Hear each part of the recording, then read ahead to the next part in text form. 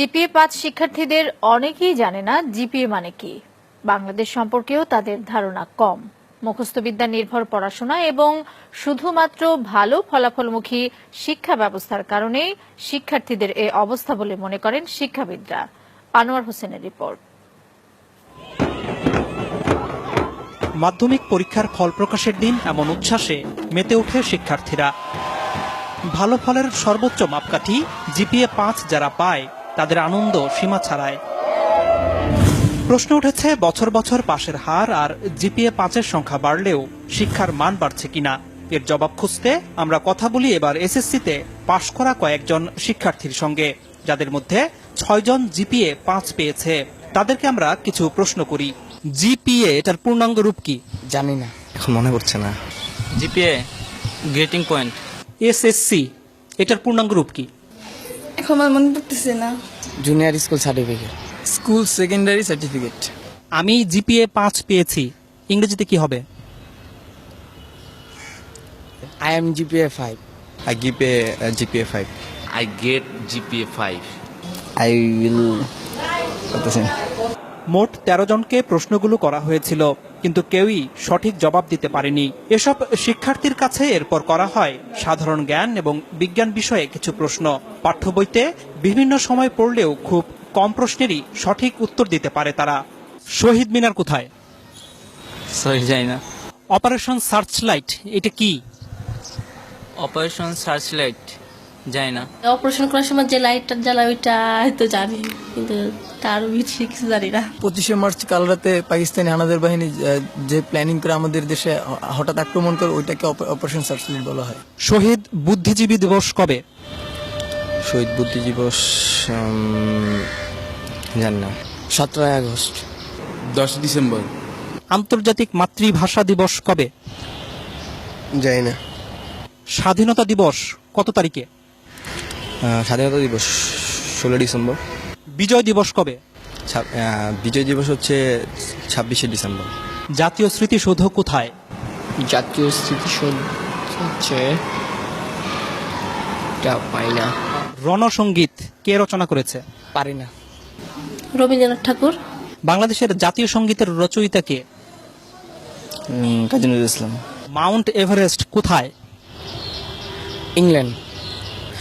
তুমি সায়েন্সে পড়েছ। পিথাগোরাস কে? একজন ঔপন্যাসিক। নিউটন কোন তত্ত্বের জন্য বিখ্যাত? জানি না। আইনস্টাইনের কোন তত্ত্ব কি তোমাদের পড়িয়েছে? আইনস্টাইন না, নিউটনের পড়ছি, কিন্তু আইনস্টাইনের পড়ি নাই। নিউটনের তত্ত্বটা কি, নাম কি?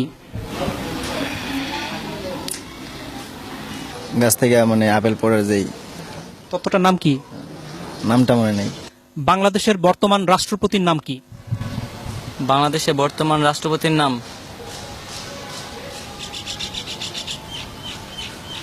জানি না। রাষ্ট্রপতির নাম হচ্ছে মুক্তিযুদ্ধের সময় বাংলাদেশকে কয়টি সেক্টরে ভাগ করা হয়েছিল? 9টি। নেপালের রাজধানী কোথায়? নেপসুন। তুমি তো কম্পিউটার ব্যবহার করো। ব্যবহার করি মাঝে মাঝে আর কি, এই ফেসবুকে আর কি থাকি, গান টান শুনি। হার্ডওয়্যার এবং সফটওয়্যার এটার মানে বুঝো? জানি না। তোমরা কি পাঠ্য বইয়ের বাইরে কোনো বই পড়ো? এমনি মানে গল্পের বই পড়ি। কার গল্প? রবীন্দ্রনাথ ঠাকুরের গল্পের বই পড়ি। রবীন্দ্রনাথ ঠাকুরের একটা গল্পের নাম বলো তো। শিক্ষাবিদরা বলছেন জিপিএ-৫ পেয়ে ভালো শিক্ষার্থীর তকমা নিলেও জ্ঞান অর্জনের দিক থেকে পিছিয়ে আছে তারা। আমরা দেখি বিশ্ববিদ্যালয়ে ভর্তি পরীক্ষায় জিপিএ-5 তারা পাস পর্যন্ত করতে পারে না। তার মানে যারা জিপিএ-5 পেয়েছে তারা যেটা শেখার কথা সেটা শিখে নাই। তার মানে হচ্ছে কি এই জিপিএ-5টা সত্যিকার জিপিএ-5 না, তাদের হাতে জিপিএ-5টা তুলে দেওয়া হচ্ছে। এখন শিক্ষার গুণগত মানটা যদি বাড়ানো না হয়, তাহলে শুধুমাত্র সংখ্যা দিয়ে আসলে কোনো লাভ হবে না। এদিকে শিক্ষার্থীরাই জানালো কেন তারা এসব প্রশ্নের উত্তর দিতে পারছে না। প্রথম কথা হলো আমি সংবাদ বেশি দেখি না, নিউজ পেপার পড়ি না। পাঠ্য বইয়ে যে সিলেবাসটা দেওয়া আছে ওই সিলেবাসের মধ্যেই সবসময় সীমাবদ্ধ থাকো। ওগুলো সায়েন্সের সাবজেক্টগুলো একটু বাইরে পড়ি, কিন্তু বাংলা সমাজ এগুলো নিয়ে আমার বেশি কাটতে আর কি, বেশি পড়ি না। তবে শিক্ষাবিদরা মনে করেন দেশের সাহিত্য ইতিহাস সম্পর্কেও জ্ঞান থাকতে হবে শিক্ষার্থীদের। বিজ্ঞান, বাণিজ্য, মানবিক বিভাগের মধ্যে তো আলাদা করা যাবে না। এটা এই দেশের যদি নাগরিক হিসাবে তারা বড় হয়, তাহলে তো এগুলো জানতে হবে।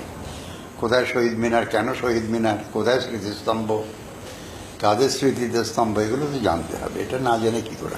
তারা বলছে তাদের বাংলা সাহিত্যের ব্যাপারে, ইতিহাসের ব্যাপারে আগ্রহ নেই। মানে এটা আসলে তাহলে মানে তারা কি পূর্ণাঙ্গ শিক্ষা পাচ্ছে? না, একেবারেই না, একেবারেই না। শিক্ষা সংশ্লিষ্টরা বলছেন, শিক্ষার্থীরা মুখস্থ বিদ্যা নির্ভর হয়ে যাওয়ায় তাদের এমন দশা।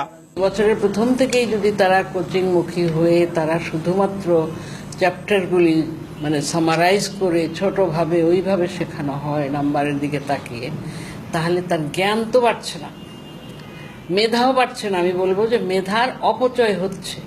এর প্রভাব পড়েছে চাকরি ক্ষেত্রেও। চাকরিদাতাদের অভিজ্ঞতা বলছে, যেসব শিক্ষার্থী ভালো ফলাফল করেছে তাদের একটি বড় অংশই ইন্টারভিউ বোর্ডে ভালো করছে না। ট্রাফিক জ্যাম নিয়ে কিছু একটা লিখতে বললাম, বা এখন হয়তো ওয়ার্ল্ডে কোনো একটা ইভেন্টস হচ্ছে, সে কোনো একটা খেলা টুর্নামেন্ট চলছে, বলি যে এটার উপরে লেখেন, যা মনে হয় আপনি বাংলায় লেখেন, ইংলিশে লেখেন। উদ্দেশ্যটা থাকে হচ্ছে তার সেন্টেন্স মেকিংটা দেখা, থিঙ্কিং প্রসেসটা কি এটা জাজ করা, অ্যাটিটিউডটা দেখা। ফলাফলটা ভালো আসে না।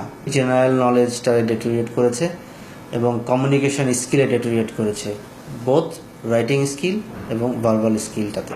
এমন বাস্তবতায় শিক্ষার্থীদের গুণগত মান নিশ্চিত করতে তারা যেন মুখস্থের পরিবর্তে পাঠ্য বই আগাগোড়া পড়তে এবং পাঠ্য বইয়ের বাইরেও বই পড়তে উৎসাহিত হয়, সে ব্যাপারে অভিভাবক এবং শিক্ষকদের জোরালো ভূমিকা রাখার আহ্বান শিক্ষাবিদদের। আনোয়ার হোসেন, মাছরাঙা সংবাদ, ঢাকা।